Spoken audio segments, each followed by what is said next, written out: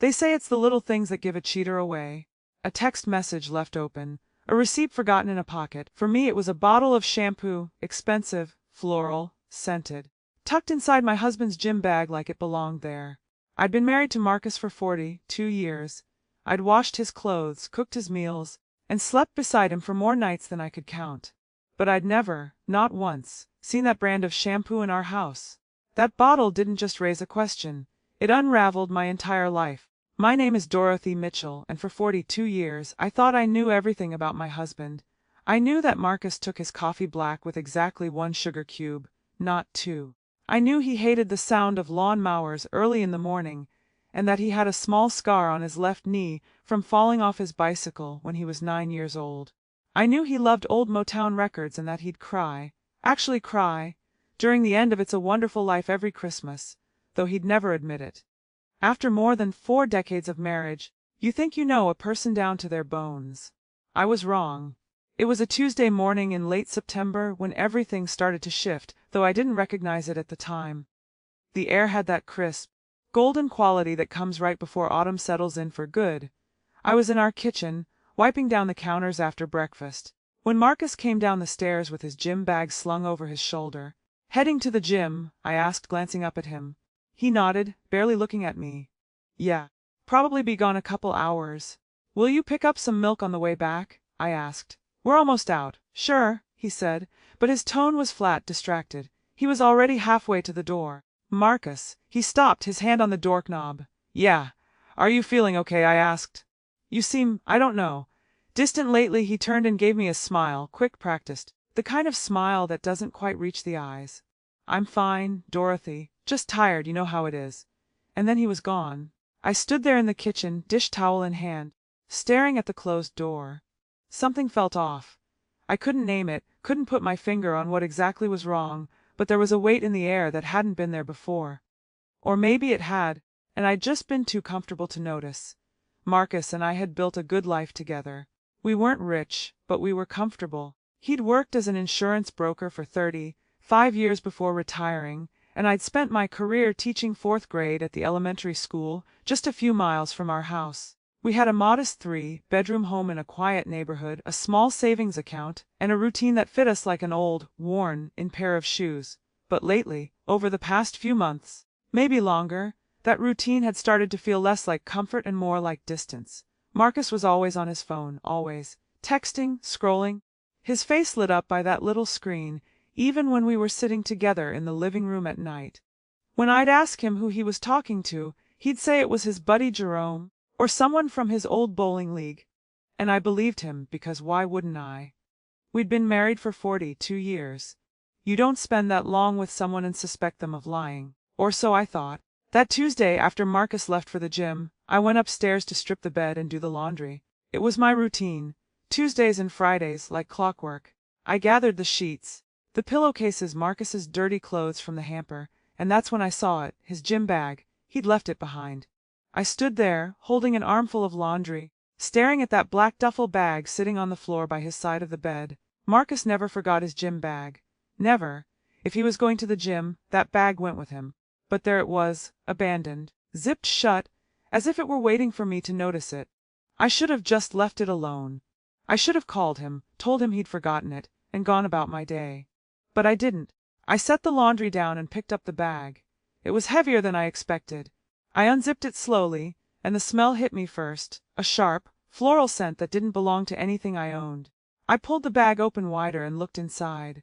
There were the usual things: a towel, a pair of workout shorts, a water bottle. And then, tucked against the side of the bag, I saw it, a bottle of shampoo. Expensive shampoo. The kind that comes in a sleek, frosted glass bottle with gold lettering. I pulled it out and read the label: Luxury Botanical Essence, Hydrating Shampoo for Color, Treated Hair. I stood there, turning that bottle over in my hands, my mind racing. I didn't use this shampoo. I'd never even seen this brand before. My shampoo came from the drugstore in a plain plastic bottle, and cost $6. This thing probably cost 30, and Marcus was bald, had been for the last 15 years. So why on earth was there a bottle of women's shampoo in his gym bag? I tried to reason it away. Maybe he'd picked it up by mistake at the store. Maybe someone at the gym had left it in his locker, and he'd grabbed it thinking it was his body wash. Maybe, there was a perfectly logical explanation. But deep down, in the part of me that I'd been ignoring for months, I knew better. I zipped the bag back up, exactly as I'd found it, and carried it downstairs. My hands were shaking. I set the bag by the front door and went back to the laundry, but I couldn't focus. My mind kept circling back to that bottle, to the wrongness of it, to the question I didn't want to ask. When Marcus came home 2 hours later, I was in the living room, pretending to read a magazine. "Hey," he said, slightly out of breath. "Sorry, forgot my bag." "I noticed," I said, keeping my voice light. "I left it by the door for you." "Thanks." He grabbed the bag and headed upstairs without another word. I listened to his footsteps on the stairs, heard the shower turn on a few minutes later, and sat there in the silence, feeling the foundation of my life start to crack. That night, I couldn't sleep. I lay in bed next to Marcus, listening to him snore softly, and stared at the ceiling. The shampoo bottle was still in his gym bag, tucked away like a secret, and I realized with a cold, sinking certainty that I had no idea who my husband really was anymore. I didn't say anything to Marcus about the shampoo. Not that night, not the next morning, not for the rest of that week. I told myself I was being paranoid, that I was making something out of nothing. But the truth was, I was afraid. Afraid of what I might find if I started digging. Afraid of what it would mean if my suspicions were right. So instead, I watched. I started paying attention to things I'd let slip by for months. The way Marcus would check his phone the moment he woke up, before he even said good morning to me. The way he'd suddenly started showering as soon as he got home from wherever he'd been. The gym, the hardware store, his errands.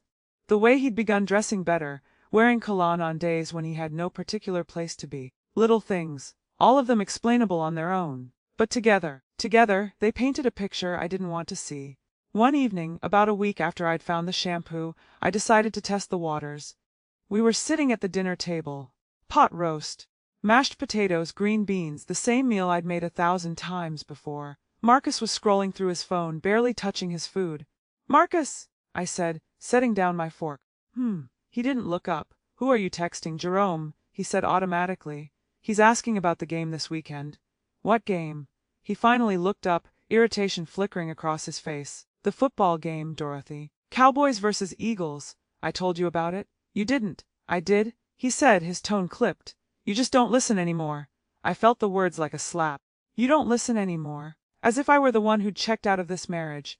As if I were the one hiding something. "I listen," I said quietly. "I always listen." Marcus sighed and set his phone face down on the table. "Look, I didn't mean it like that. I'm just tired, okay? Work's been stressful." "You're retired, Marcus. You don't have work. You know what I mean?" he said, waving a hand dismissively. "Life, bills, everything. Can we not do this right now?" I stared at him, this man I'd spent 42 years with, and realized I didn't recognize him anymore. The warmth that used to be in his eyes when he looked at me was gone. In its place was something colder, something guilty. "Fine," I said, picking up my fork. "We won't do this." We finished dinner in silence. That night, after Marcus had fallen asleep, I did something I never thought I'd do. I went through his phone. My heart was pounding as I carefully lifted his cell phone from the nightstand. Marcus was a heavy sleeper, always had been. But I still moved as quietly as possible, holding my breath as I tiptoed out of the bedroom and into the hallway. I tried his passcode. Our anniversary 0612, it didn't work. I tried his birthday, didn't work. I tried my birthday. Nothing. When had he changed his passcode? And why? I stood there in the dark hallway holding his phone, feeling my chest tighten with a fear I couldn't name. I couldn't get in. But the fact that he'd locked me out, that was an answer in itself, wasn't it? I put the phone back exactly where I'd found it and climbed back into bed. Marcus stirred slightly but didn't wake. I lay there beside him, staring into the darkness, and felt more alone than I'd ever felt in my life. The next morning I called my sister. Denise answered on the second ring, her voice bright and familiar. "Hey, girl, what's going on? Can you come over?" I asked, my voice quieter than I intended. There was a pause. "What's wrong?" I need to talk to you. In person. I'll be there in 20 minutes. Denise was my younger sister by 7 years, and she'd always been the one who saw through people's nonsense. She'd been divorced twice. Once from a man who cheated, once from a man who lied about money. And she had a way of cutting straight to the truth without sugarcoating it. If anyone could help me make sense of what I was feeling, it was her. When she arrived, I made us both coffee and we sat at the kitchen table. Denise studied my face, her sharp brown eyes missing nothing. "All right," she said. "Talk to me." I told her everything: the shampoo, the phone, the distance, the feeling that I was living with a stranger. As I spoke, Denise's expression grew darker. "Dorothy," she said when I finished, "you know what this sounds like, don't you?" I looked down at my coffee cup. "I don't want to jump to conclusions." "Baby, you're not jumping. You're walking real slow towards something you already know." She reached across the table and took my hand. "Marcus is cheating on you." Hearing the words out loud, spoken by someone else, made real, felt like a punch to the stomach. I shook my head. "I don't know that for sure." "Then let's find out for sure," Denise said firmly. "You need proof, real proof. Because if you confront him without it, he's just going to gaslight you and make you feel crazy." "I can't hire a private investigator, Denise. That's expensive, and Marcus would see the charges." "You don't need a PI," she interrupted. "You just need to be smart. Watch him. Follow him if you have to. Check the credit card statements. Look for receipts. Trust me, Dorothy. If he's cheating, he's leaving a trail. They always do." I felt a wave of nausea roll through me. This wasn't the life I'd imagined. I wasn't supposed to be a wife who spied on her husband. I wasn't supposed to be sitting in my kitchen, plotting to catch the man I loved in a lie. But Denise was right. If I wanted the truth, I had to go looking for it. "Okay," I said quietly. "I'll do it." Denise squeezed my hand. "Good, and Dorothy, whatever we find, you're gonna be okay, you hear me? You're gonna be okay." I nodded. But I didn't believe her. Not yet. That afternoon, after Denise left, I went into our home office and pulled up our credit card statements online. Marcus and I had always shared an account. No secrets, everything transparent. Or so I'd thought. I scrolled through the charges from the past 3 months, my eyes scanning each line item: groceries, gas, the electric bill, all normal. But then I saw it. A charge from a florist. $85, dated 2 weeks ago. Marcus hadn't bought me flowers in years. I kept scrolling. Another charge, this one from a restaurant I'd never been to. A nice place, expensive, $140 including tip. The date was a Thursday night. The same Thursday Marcus had told me he was having dinner with Jerome. My hands were shaking as I clicked on the next statement. More charges. A jewelry store, a lingerie boutique, a hotel, $230 for one night. I sat back in the chair, my vision blurring with tears. It was all there, the proof I'd been afraid to find. Marcus wasn't just distant, he wasn't just distracted, he was living a double life. And I'd been too trusting, too comfortable, too blind to see it. I printed out the statements and tucked them into a folder, my mind racing. I thought about confronting him right then and there, throwing the evidence in his face and demanding answers. But Denise's words echoed in my head: if you confront him without enough proof, he's just gonna gaslight you. I needed more than credit card statements. I needed to know who she was. I needed to see it for myself. So I made a decision. The next time Marcus said he was going to the gym, I was going to follow him. It took 3 days before Marcus gave me the opportunity I was waiting for. Those 3 days felt like the longest of my life. I went through the motions, cooking, cleaning, smiling when I was supposed to smile, but inside I was a mess. Every time Marcus touched me, I flinched. Every time he spoke, I analyzed his words for lies. I felt like I was living in a house with a ghost, a hollow version of the man I'd married. On Friday morning, Marcus came downstairs dressed in his workout clothes, gym bag in hand. "Heading out," he said, barely glancing at me. "The gym again?" I asked, keeping my voice neutral. "Yeah, might grab lunch after." "Don't wait, okay?" I said. "Have a good workout." He left without kissing me goodbye.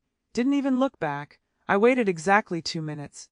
Then I grabbed my purse and car keys and followed him. My hands were trembling as I backed out of the driveway. I'd never done anything like this before. I felt like a character in a bad TV movie, skulking around, spying on my own husband. But I had to know. I had to see the truth with my own eyes. I kept a safe distance, staying 2 or 3 cars behind him as we drove through our neighborhood and onto the main road. My heart was pounding so hard I could feel it in my throat. Part of me hoped he really was going to the gym, that I'd been wrong about everything, that there was some innocent explanation for all of it. But Marcus didn't turn toward the gym.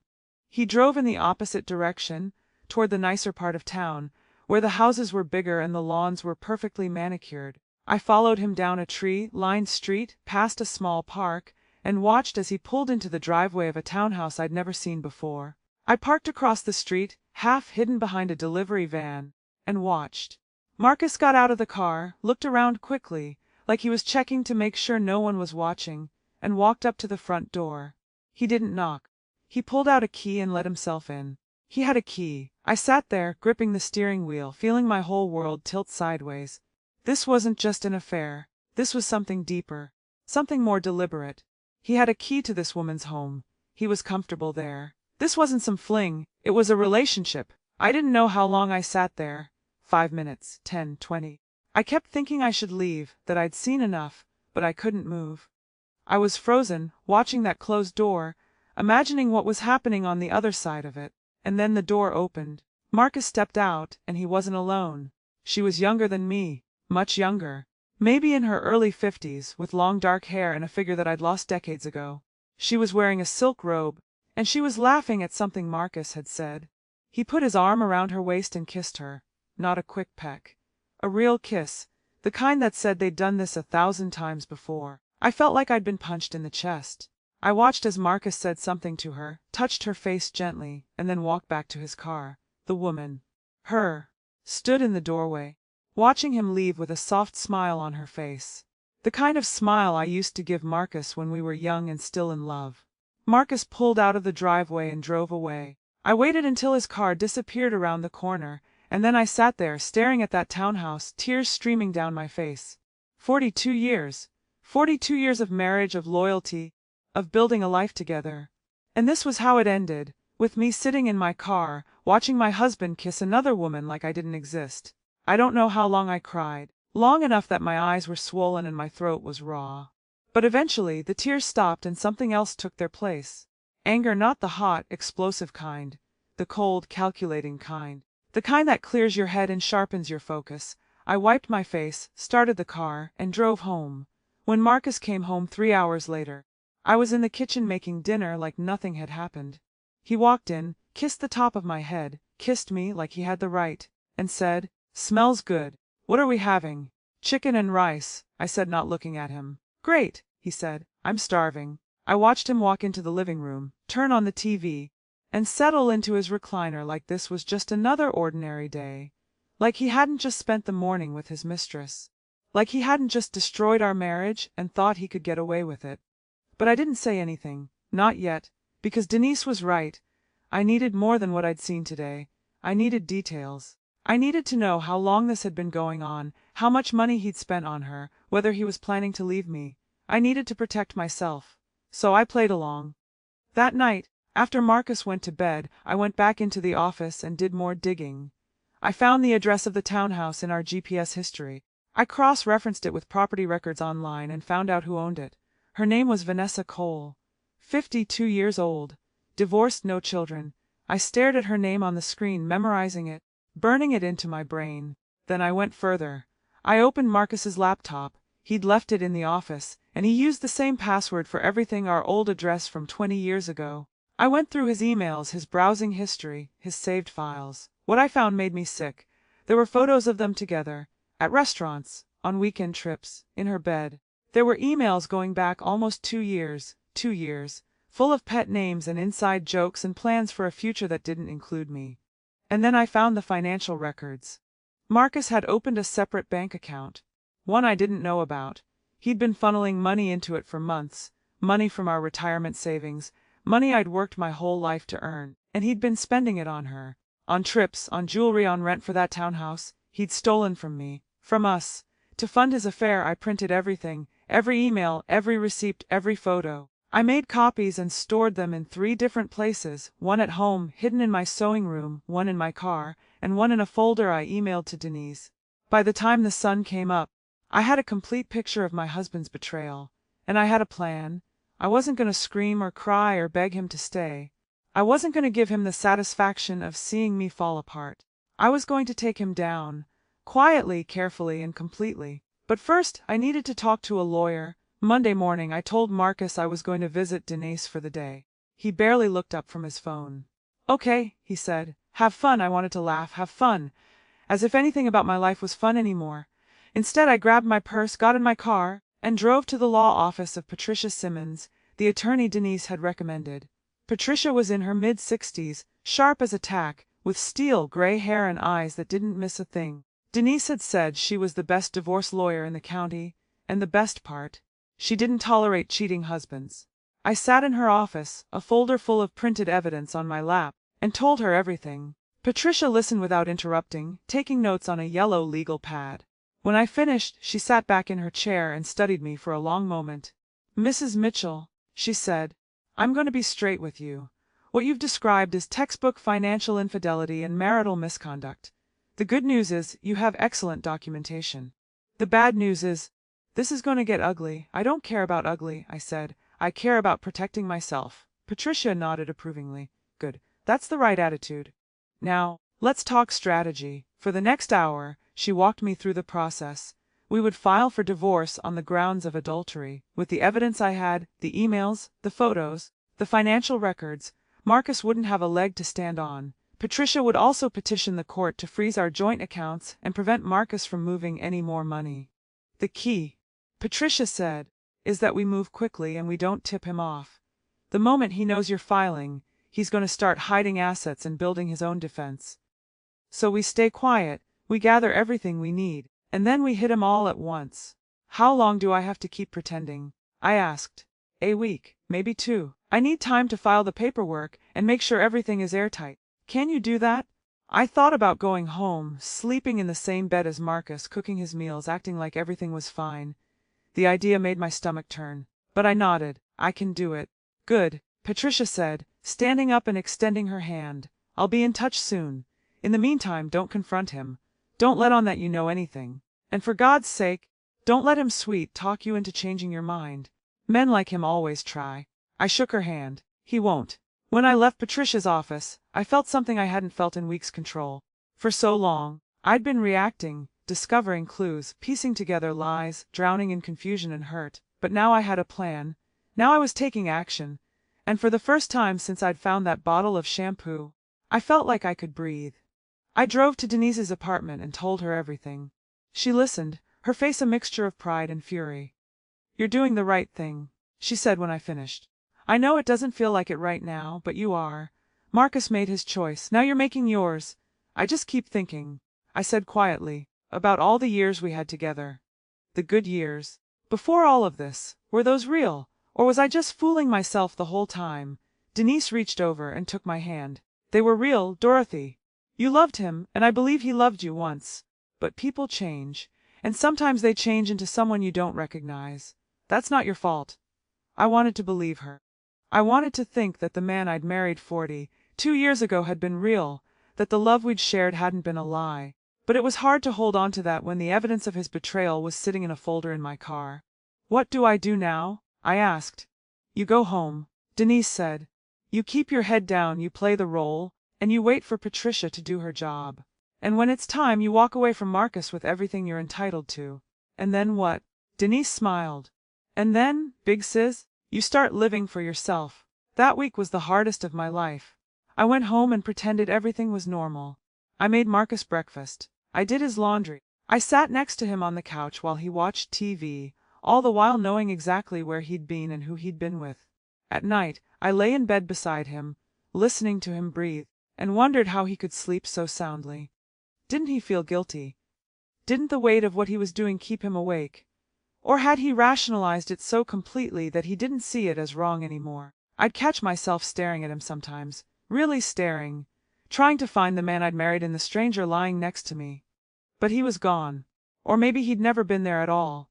One evening, Marcus came home with flowers, cheap ones from the grocery store, wrapped in plastic.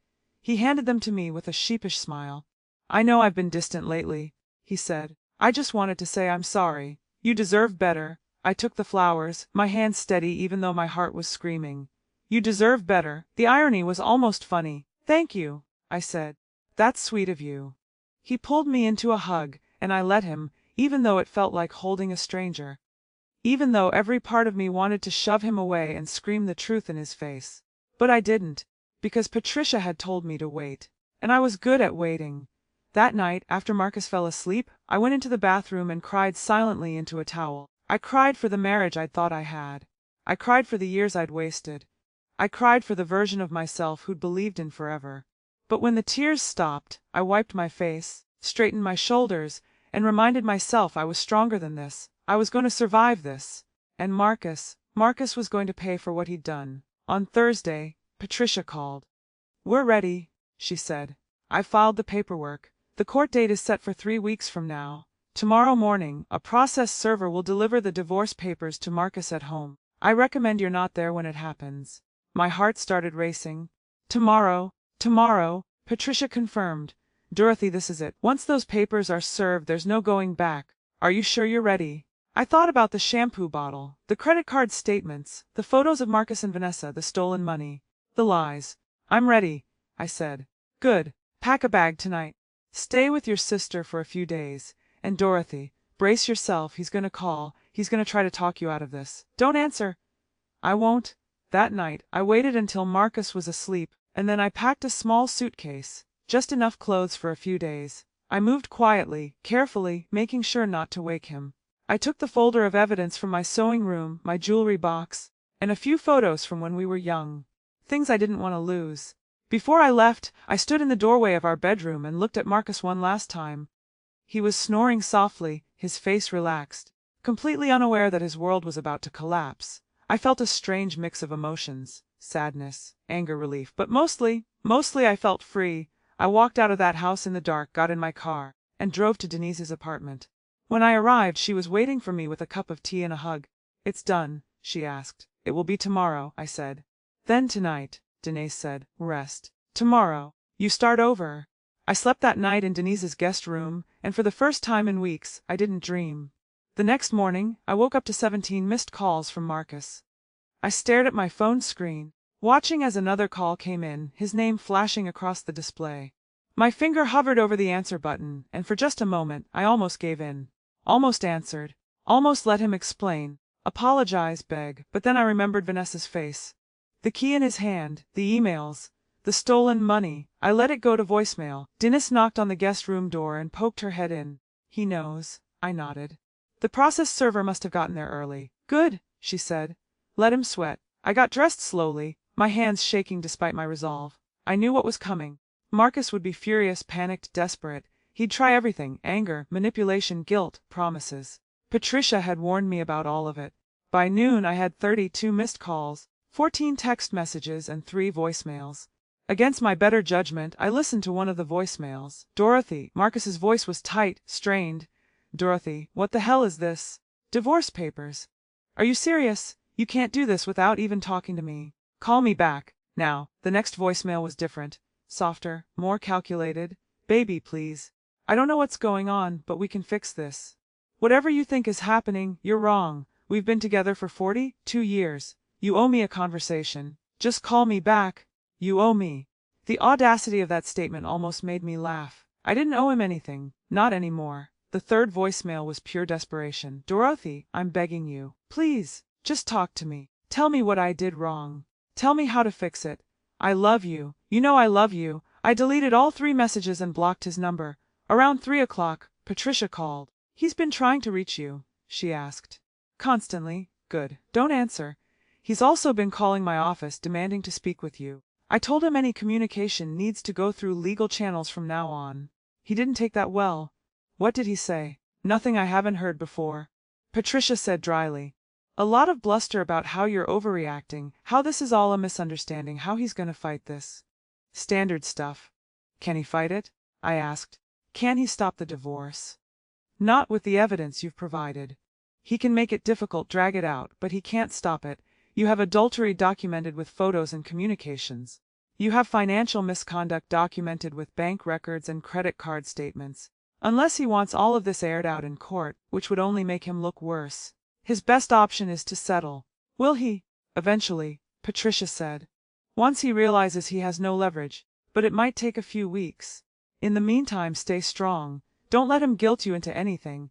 After I hung up with Patricia, I sat on Denise's couch and stared at the wall. Part of me felt numb, like I was watching all of this happen to someone else. Another part of me felt raw, exposed, like every nerve in my body was on fire. Denise sat down beside me and handed me a glass of wine. "You did the right thing," she said quietly. "Then why does it feel so awful?" Because endings always hurt, even when they're necessary. She took a sip of her own wine. You know what helped me when I went through my divorces? Making a list. A list of what? Everything you're going to do now that you're free, Denise said. All the things Marcus held you back from. All the dreams you put on hold because you were too busy taking care of him. I couldn't think of a single thing at first.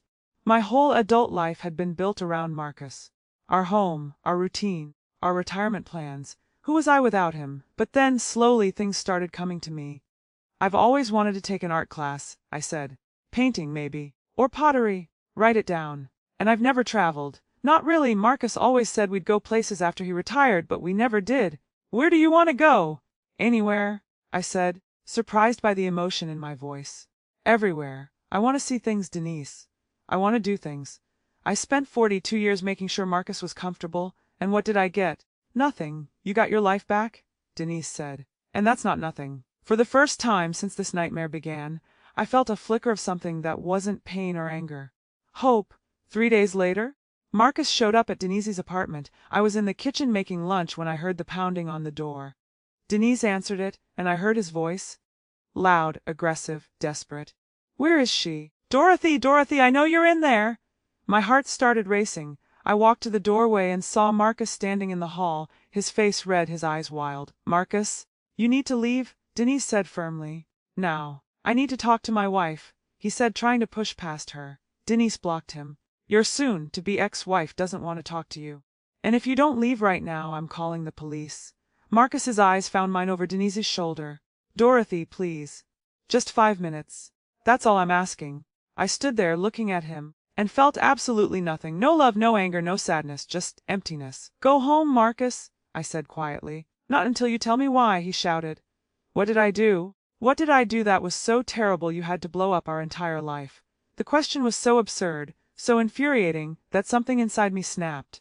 I walked past Denise and stood in front of Marcus, looking him straight in the eye. You want to know what you did, I said, my voice shaking. You cheated on me, for 2 years, with a woman named Vanessa. You stole money from our retirement account to pay for her townhouse. You lied to me every single day. You made me feel crazy for asking questions. And then you had the nerve to come home and kiss me goodnight like I was too stupid to figure it out. Marcus's face went white. Dorothy. I know everything, Marcus. I have the emails, the photos, the bank statements. I have proof of every single lie you told me. So don't you dare stand here and act like you don't know what you did. I can explain. I don't want your explanations, I said. I don't want your apologies. I don't want anything from you except a signature on those divorce papers. Dorothy, please. Leave, I said. No. For a moment, Marcus just stood there, looking at me like I was a stranger. And maybe I was. Maybe the Dorothy he'd known, the one who would have believed his lies, who would have forgiven him, who would have stayed, was gone. Finally, he turned and walked away without another word.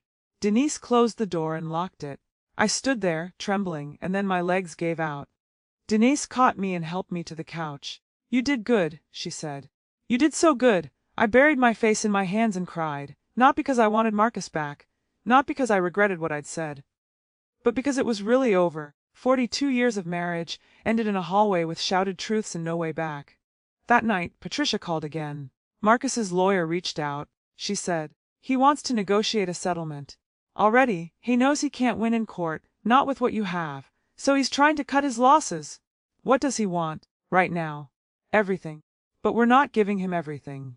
We're going to make sure you walk away with what you're entitled to, half the house, half the retirement accounts, and compensation for the money he stole.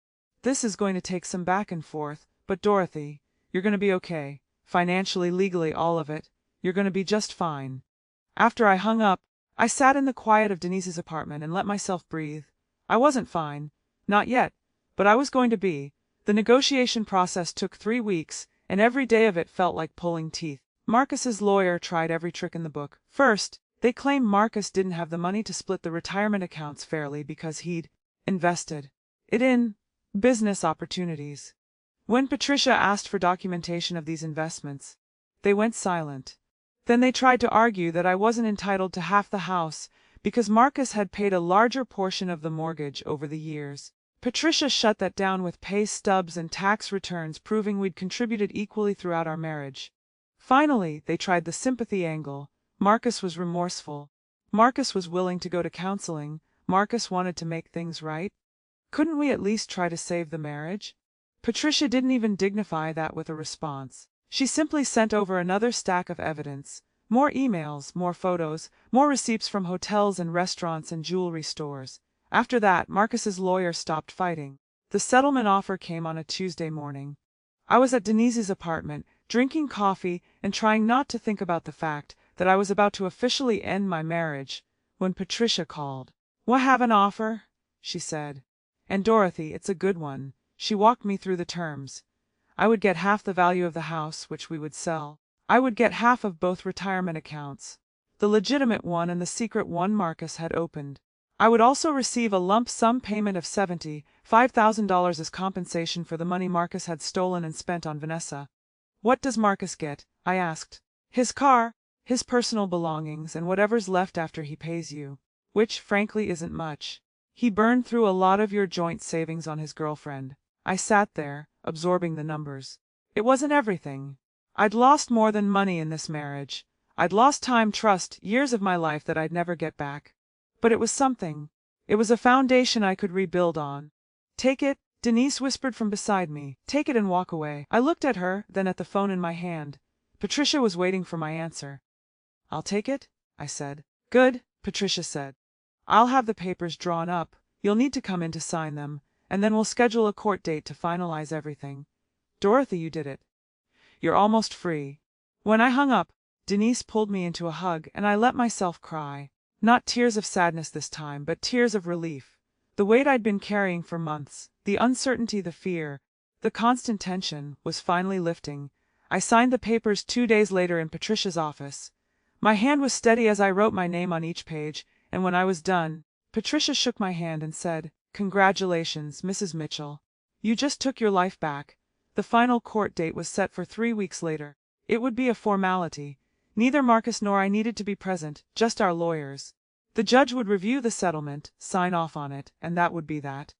42 years of marriage ended with a signature on a piece of paper. In the meantime, I had to go back to the house. Not to live there, I was still staying with Denise, but to pack up my things. The house was going on the market in 2 weeks, and I needed to sort through 4 decades of accumulated life and decide what to keep and what to let go.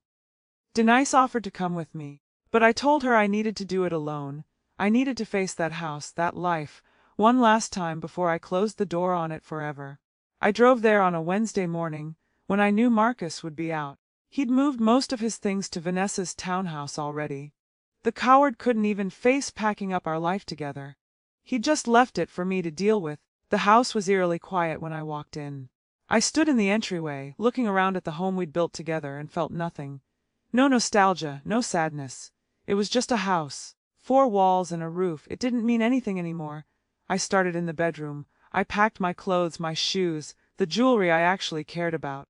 I left the flowers Marcus had given me weeks ago. They were dead in their vase, brown and wilted. A fitting metaphor. In the closet, I found the gym bag. The same one I'd unzipped all those weeks ago. The one that had started this entire unraveling.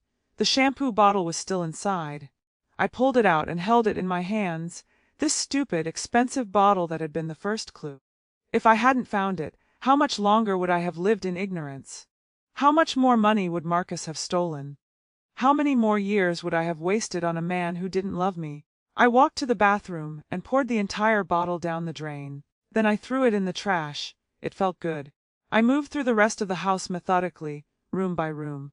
In the kitchen, I packed the dishes my mother had given me, the cast iron skillet I'd used for 30 years. I left everything else. In the living room, I took the photo albums, the old ones, from when we were young and still happy. I didn't know if I'd ever look at them again, but I couldn't throw them away. Not yet. In the office, I made sure I had copies of every important document, birth certificates, tax returns, insurance policies. I left Marcus's things untouched. They weren't my problem anymore. By late afternoon, I'd packed up 6 boxes and 3 suitcases. Everything that mattered, everything that was truly mine. I loaded them into my car, and then I walked back into the house one last time. I stood in the living room, looking at the couch where Marcus and I used to sit together, at the TV we'd watched 1,000 shows on, at the walls we'd painted when we first moved in. I should have felt sad. This was the end of a chapter, the closing of a life I'd known for more than 40 years. But I didn't feel sad. I felt lighter. I walked out, locked the door behind me, and left the key on the kitchen counter for the realtor. I didn't look back. When I got to Denise's apartment, she helped me carry everything inside. We stacked the boxes in the corner of the guest room, which was starting to feel more like my room, and then we ordered Chinese food and ate it straight from the containers. "How do you feel?" Denise asked. "Free," I said, and I meant it. 3 weeks later I got the call from Patricia. "It's official," she said. "The judge signed off on the divorce this morning. Dorothy, you're no longer married to Marcus Mitchell." I sat down slowly, letting the words sink in. Divorced, single, alone, but also free. "Thank you, Patricia," I said quietly. "For everything." "You did the hard part," she said. "I just handled the paperwork. Now go live your life." That evening, Denise took me out to dinner. We went to a nice restaurant, the kind Marcus would have said was too expensive, and we ordered wine and steak and dessert. "To new beginnings," Denise said, raising her glass. "To new beginnings," I echoed. We clinked glasses, and for the first time in months, I smiled. A real smile, one that reached my eyes. Later that night, back at Denise's apartment, I pulled out the list we'd made weeks ago. All the things I'd wanted to do, all the dreams I'd put on hold. I read through it slowly, and then I picked up a pen and added one more item. Learn to be happy on my own. It was the most important one on the list, and I was ready to start. 6 months after the divorce was finalized, I moved into my own apartment. It was small, just a one-bedroom on the 3rd floor of a building near downtown, but it was mine. Every piece of furniture, every dish, every picture on the wall. I'd chosen it all myself. No compromises. No asking anyone else's opinion, just mine. The first night I spent there, I sat on my new couch, a soft gray sectional that Marcus would have hated, and looked around at my space, my home, and I cried. But they weren't tears of sadness. They were tears of relief, of gratitude, of something I hadn't felt in years. Peace. The money from the settlement had come through, and I'd used it wisely. Half went into a savings account for emergencies. The other half I used to build the life I'd always wanted, but never had the courage to pursue. I signed up for a painting class at the community center. The first day I walked in nervous, feeling like an imposter among all these younger, more talented people. But the instructor, a woman in her 70s named Ruth, took one look at me and smiled. "First time?" she asked. "Yes," I admitted. "Good," she said. "That means you get to discover who you are as an artist. That's the best part." I painted terribly at first. My brushstrokes were clumsy, my colors muddled. But Ruth was patient, and slowly, over weeks and then months, I improved. I discovered I loved abstract work, bold colors, sweeping movements, pieces that didn't have to make sense to anyone but me. I painted my anger. I painted my grief. I painted my freedom. And with every canvas, I felt lighter. I also started traveling, small trips at first. A weekend in Charleston, a week in Savannah. Then, with Denise's encouragement, I got braver. I booked a trip to New Orleans by myself. Just me, a hotel room, and a city I'd always wanted to see. I was terrified the whole flight there. What if something went wrong? What if I got lost? What if I hated being alone? But when I stepped off the plane and into the warm, humid air of Louisiana, something shifted inside me. I wasn't afraid anymore. I was excited. I spent 4 days wandering through the French Quarter, eating badnets, listening to street musicians, visiting museums. I talked to strangers in coffee shops. I took a cooking class and learned how to make gumbo. I sat on a balcony at sunset with a glass of wine and watched the city come alive below me. And I realized I wasn't lonely. I was free. When I got home, Denise picked me up from the airport. "How was it?" "She was perfect," I said. "I want to do it again." "Where to next?" "Everywhere." Over the next year, I went to Seattle, to Portland, to San Diego. I took a train through the mountains of Colorado. I spent a week in a cabin in the Smoky Mountains, painting and reading and hiking. I did all the things Marcus had always said we'd do, someday. Except I did them without him. And they were better that way. I also started volunteering at the local library, helping with literacy programs for adults. I met people, good people, who were working to better themselves, to learn, to grow. They reminded me that it's never too late to start over. One afternoon, I was shelving books in the fiction section when a man about my age approached me. "Excuse me," he said. "Do you know where I might find books on woodworking?" I smiled and pointed him toward the nonfiction section. "Third aisle, halfway down." "Thank you," he said, and then he paused. I'm sorry. But have we met before? You look familiar. I don't think so, I said. I'm Gerald, he said, extending his hand. I just moved to the area a few months ago. Dorothy, I said, shaking his hand. We talked for a few minutes, small talk about the library, about the neighborhood. He was kind, with warm eyes and an easy smile. When he left, he said, maybe I'll see you around. Maybe, I said. I didn't think much of it at the time. But the next week, Gerald was back. And the week after that, we started talking more about books, about life, about the things we'd learned and the things we were still figuring out. He'd been divorced for 5 years, he told me. His wife had left him for someone else, and it had nearly destroyed him. But he'd rebuilt his life piece by piece, just like I was doing. It gets easier, he said one afternoon as we sat in the library's reading nook. Not all at once, but slowly. One day you wake up and realize you're okay, more than okay. I'm starting to see that, I said. Gerald smiled. Good, you deserve to be happy, Dorothy. I didn't know if Gerald and I would become something more than friends. And honestly, I didn't need to know. For the first time in my life, I wasn't defining myself by my relationship to someone else. I wasn't Marcus's wife anymore. I wasn't anyone's anything. I was just Dorothy, and that was enough. One evening, about a year and a half after the divorce, I was in my apartment, working on a painting, when my phone rang. It was a number I didn't recognize. I almost didn't answer. But something made me pick up. Hello, Dorothy. The voice was familiar, but older somehow. Tired. Marcus. I hadn't heard from him since the divorce was finalized. I'd blocked his number, cut off all contact, but somehow, he'd found a way to reach me. What do you want, Marcus? I said, my voice calm. I wanted to talk to you. To tell you I'm sorry. I set down my paintbrush and walked to the window, looking out at the city lights below. You're a year and a half too late for that. I know, he said. I know I am, but I need you to know. I made a mistake. The biggest mistake of my life. Vanessa and I, it's over. It didn't work out. And I've been thinking about you, about us, about everything I threw away. Marcus, I said quietly. I don't care. There was a long silence on the other end of the line. I've moved on, I continued. I have a life now, a good life, one that doesn't include you. I hope you find whatever it is you're looking for, but you're not going to find it with me. Dorothy, goodbye, Marcus. I hung up, and then I blocked the new number. For a moment, I stood there, waiting to feel something, anger, sadness, regret. But I didn't feel any of those things. I felt nothing. And that, I realized, was the best gift Marcus could have given me. Indifference. I went back to my painting and kept working. 2 years after my divorce, I celebrated my 70th birthday. Denise threw me a party at her apartment. Nothing big, just a few close friends, some good food, and a lot of laughter. Gerald was there, so was Ruth from my painting class. So were some of the people I'd met through volunteering. As I looked around the room at these people, my chosen family, I realized something. I was happy. Not the conditional happiness I'd felt in my marriage, the kind that depended on Marcus's mood or whether he was paying attention to me. Not the fragile happiness that could shatter with one wrong word or one broken promise. Real happiness. The kind that came from within. The kind that no one could take away from me. Later that night, after everyone had gone home, Denise and I sat on her balcony with glasses of wine, looking up at the stars. You did it, Denise said softly. You really did it? Did what? You saved yourself. I thought about that bottle of shampoo, sitting in Marcus's gym bag all those months ago. The clue that had unraveled everything. I used to think of it as the thing that destroyed my life. But now I saw it differently. That bottle hadn't destroyed anything. It had uncovered the truth.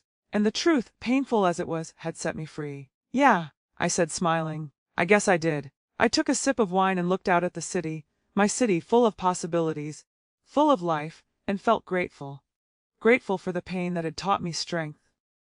Grateful for the betrayal that had taught me my worth. Grateful for the ending that had given me a new beginning. I was 70 years old. I was divorced. I was starting over. And I had never been happier. Because I'd finally become the woman I was always meant to be.